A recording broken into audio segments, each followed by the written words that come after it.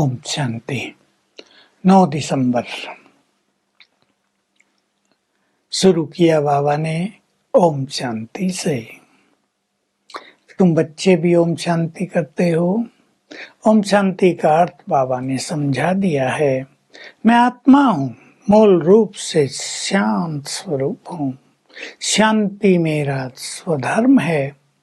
शांति के सागर शिव बाबा की मैं संतान हूँ। शांति धाम की वासी हूँ। मैं सृष्टि में पाठ बजाने आती हूँ। ऐसे नहीं जैसे लोग कह देते हैं मनुष्य 84 लाख योनियों में जाता है, फिर एक मनुष्य का जन्म लेता है, इसलिए मनुष्य जीवन बड़ा दुर्लभ है। नहीं बच्चे, तुम तो देवता थे और बार बार पुनर्जन्म लेकर मनुष्य बनकर तुम यहाँ पहुंचे हो। अब संसार में न तो कोई आत्मा को जानता न परमात्मा को। तो रहस्य यही है, जैसे तुम आत्माएं बिंदी स्वरूप हो, बहुत सूक्ष्म हो, मैं भी बहुत सूक्ष्म ज्योति स्वरूप बिंदु स्वरूप हूँ। मैं ब्रह्मा विष्णु शंकर का भी रचने वाला हूँ। तुम गाते थे भक्ति में ब्रह्मा देवताय नमः, विष्णु देवताय नमः, शंकर देवताय नमः, फिर कहते थे शिव परमात्माय नमः।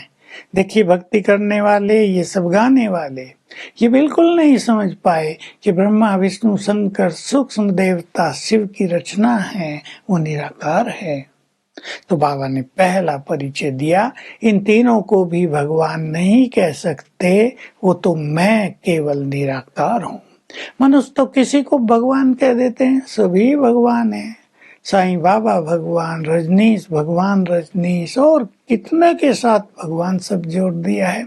कोई कहते हैं ब्रह्म ही भगवान है, कोई कहते हैं अखंड ज्योति है वो, कोई निराकार है, कोई नाम रूप से न्यारा कह देते हैं उसे। बाप को ही कोई नहीं जानते। तुम्हें सबको परिचय देना है कि तुम्हारे 2 बाप हैं, एक शरीर का, दूसरा आत्माओं का। आत्माओं का पिता परम पिता है। इस सृष्टि चक्र में सबसे सुंदर समय है पुरुषोत्तम संगम युग। मैं कल्प कल्प आकर पुरुषोत्तम संगम युग पर भारत को स्वर्ग बनाता हूँ, तुम्हें पतित से पावन बनाता हूँ। पुरुषोत्तम मास बनाते हैं लोग, या और भी संगम युग आते हैं। हर युग में जब परिवर्तन होता है, 2 युगों के बीच में भी संगम होता है, लेकिन उसमें कोई उत्तम पुरुष नहीं बनते। इस समय मैं आकर तुम्हें सर्वोत्तम पुरुष बनाता हूँ, तुम्हारा कल्याण कर देता हूँ। मुझे कल्याणकारी, रहम दिल, रिवलेटर, पतित पावन, ज्ञान का सागर, गति सदगति दाता, ये भिन्न भिन्न महिमाएं दी हैं। अब जब गति सदगति दाता मैं हूं, तो भला गुरु तुम्हें कैसे गति देंगे? गुरुओं की गति भी मैं करता हूँ। न गुरु खुद परम धाम जा सकते, न अपने शिष्यों को ले जा सकते। वो काम तो केवल मेरा है। मैं ही आकर तुम सबको पावन करके, दुखों से छुड़ाकर अपने धाम वापस ले जाता हूँ। तो तुम्हें एक मुझे ही याद करना है। मैं ही पुरुषोत्तम संगम युग पर आकर तुम्हें राजयोग सिखाता हूँ, अब फिर सिखा रहा हूँ। कोई देहधारी मनुष्य तुम्हें राजयोग नहीं सिखा सकता। सोचने की बात है, क्यों? क्योंकि राजयोग में सबसे पहले हमें देह से न्यारा होना होता है। देहधारी तो खुद ही देह से न्यारे नहीं है। जो देह से न्यारा है वही आकर सिखाता है तुम आत्माभिमानी कैसे बनो और मेरे से बुद्धि योग कैसे लगाओ। श्री कृष्ण ने भी राजयोग नहीं सिखाया था। श्री कृष्ण को लोग द्वापुर में ले गए। वास्तव में श्री कृष्ण तो सतयुग का फर्स्ट प्रिंस था। उसकी महिमा में तुम गाते हो, वो सर्वगुण संपन्न, 16 कला संपूर्ण, संपूर्ण निर्विकारी था। शिव बाबा की महिमा अलग है।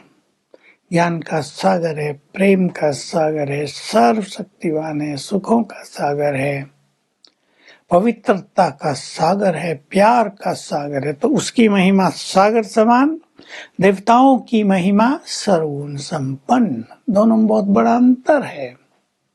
तो जो सागर के समान बाप है, सागर के समान माना फैला हुआ नहीं, ज्ञान में सागर के समान अथाह प्रेम देने वाला, सबको दुखों से मुक्त करने वाला, तो बाबा कह रहे हैं मेरा ये ज्ञान तुम्हें सबको देना है, मैं कौन हूं।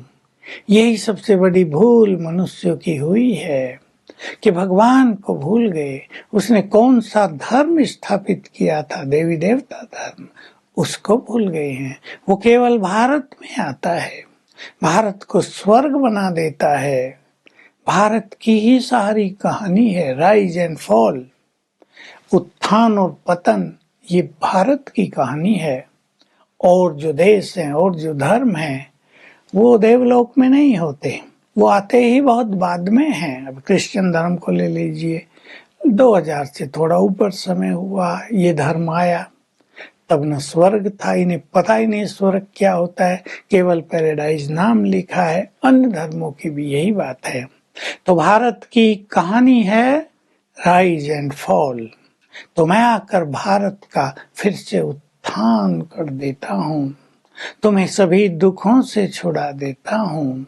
अब ये तुम्हारा काम है, तुम्हारे मन में उमंग उत्साह होनी चाहिए।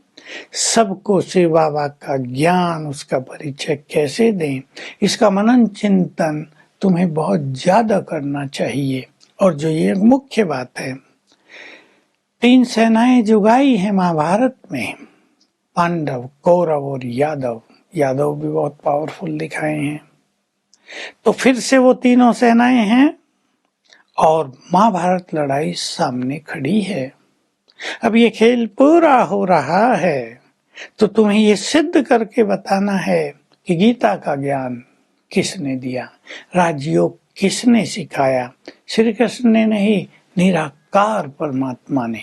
वरदान है सदा बिजी रहने की विधि द्वारा व्यर्थ संकल्पों की कंप्लेन को समाप्त कर कर्मातीत भाव। कर्मातीत अवस्था को पाने में व्यर्थ संकल्प सबसे बड़ी बाधा है। सब शिकायत करते हैं, व्यर्थ संकल्प बहुत चलते हैं। इससे मुक्त रहने की विधि है कि अपने मन को काम दे दो, मन को अच्छे संकल्प दे दो, अच्छे अभ्यास दे दो।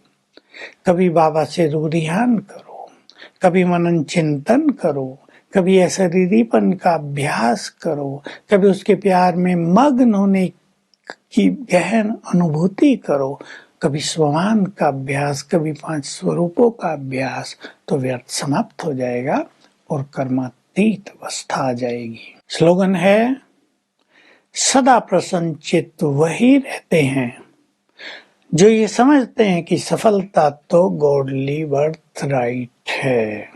तो आज हम आत्मा के शांत स्वरूप का बहुत अच्छा अनुभव करेंगे।